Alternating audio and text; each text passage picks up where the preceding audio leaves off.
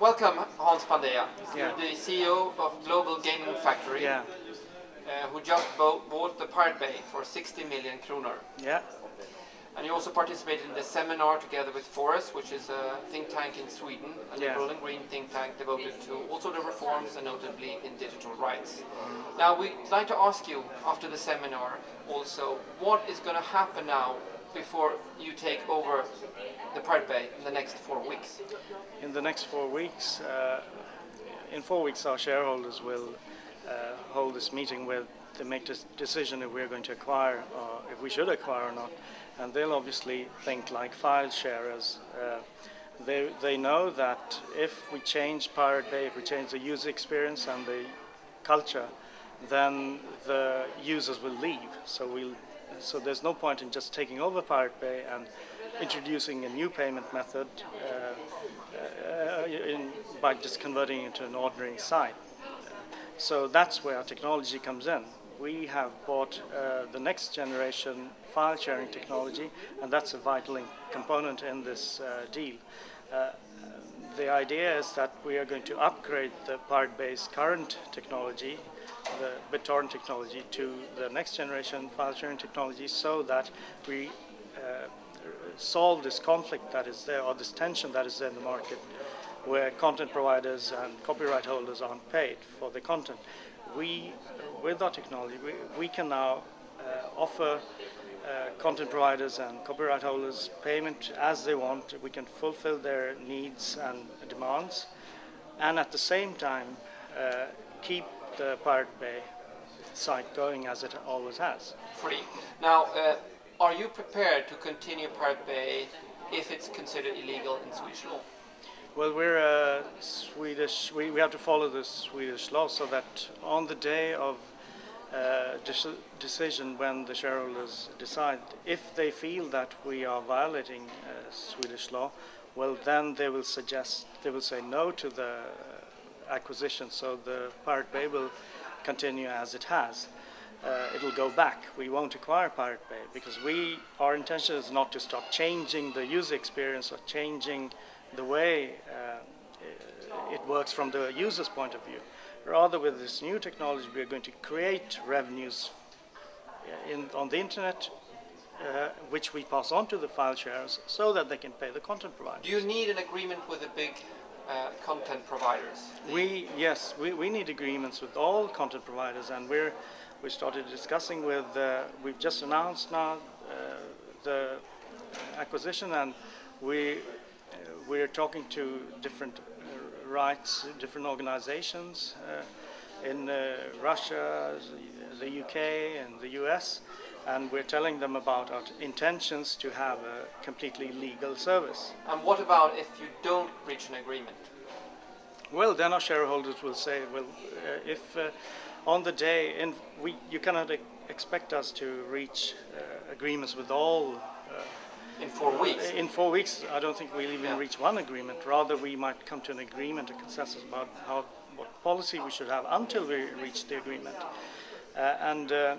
The industry and our shareholders know that if we are in conflict with the industry, then we will have to remove content. We can't do that because we know we'll lose the file sharers. So what will happen then if something like that happens? Then it goes back. It goes back the purchase. Our shareholders will not approve, and the purchase will go back to the But owners. if something like that happens after the 4 weeks, what happens then? Well, after the 4 weeks, we have time to reach agreements with the big And companies. if you don't reach agreement, then the purchase will go back.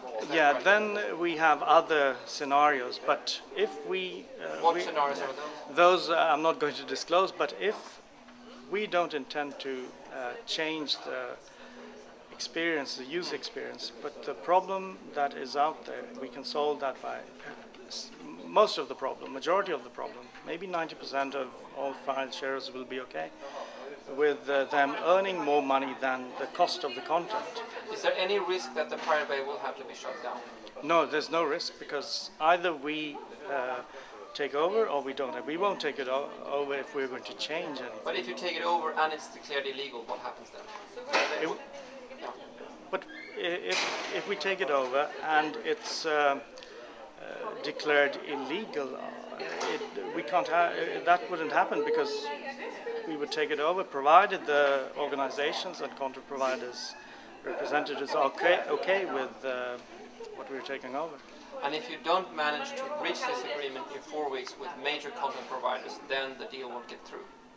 It's not the agreement with the major content providers, but an understanding or a policy that what we're going to do in the meantime. So it might take 3 months or 6 months to get so all these agreements. We don't know exactly if the takeover will take place before you have this agreement, is that right? Yeah, but you know that Pirate Bay is not going to change from the user's point of view. Right, right.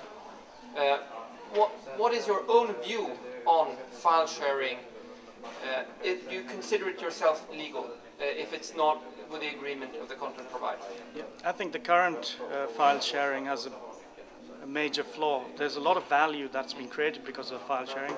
Majority of the internet traffic is file sharing traffic. There are huge companies that have popped up. They're billion-dollar companies, who built infrastructure and benefited tremendously from equipment to build all of this.